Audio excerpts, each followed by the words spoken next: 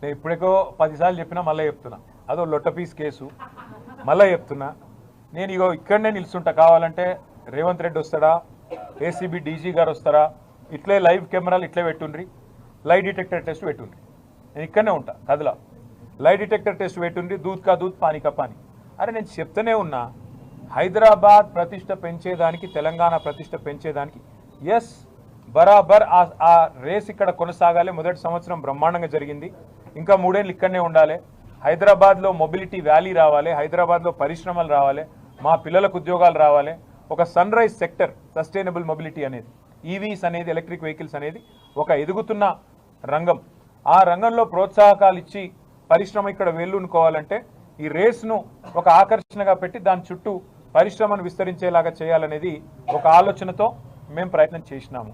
నేను స్పష్టంగా చెప్పాను, ఒక 45 కోట్లో 46 కోట్లో ప్రభుత్వం నుంచి కట్టాలని ఆదేశం ఇచ్చింది నేనే అని స్పష్టంగా చెప్పాను.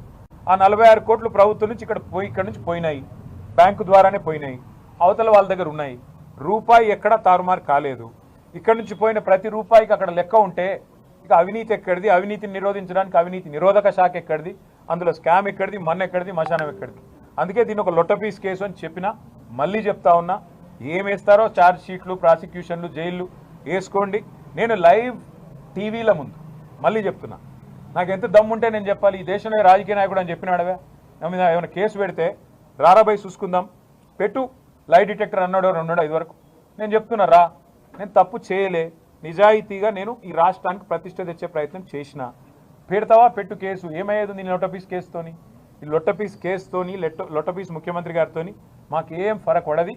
ఆయన ఏం చేసినా, ఎన్ని కథలు పడ్డా మేము ఇట్లనే పిల్లల తరపున కొట్లాడతాం, రైతుల తరపున కొట్లాడతాం, నువ్వు ఇచ్చిన హామీల కోసం, మహిళల కోసం కొట్లాడతాం.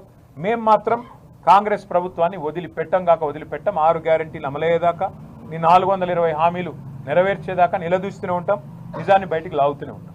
Thank you. 44 కోట్ల రూపాయలు పార్టీకి చందాగా వచ్చినాయనేది ఏసీబీ నిర్ధారించినట్టు చెప్తున్నారు అని మీడియా ద్వారా లీకులు తప్ప ఒక్కడన్నా ముందుకొచ్చి మాట్లాడి ఉన్నాడు.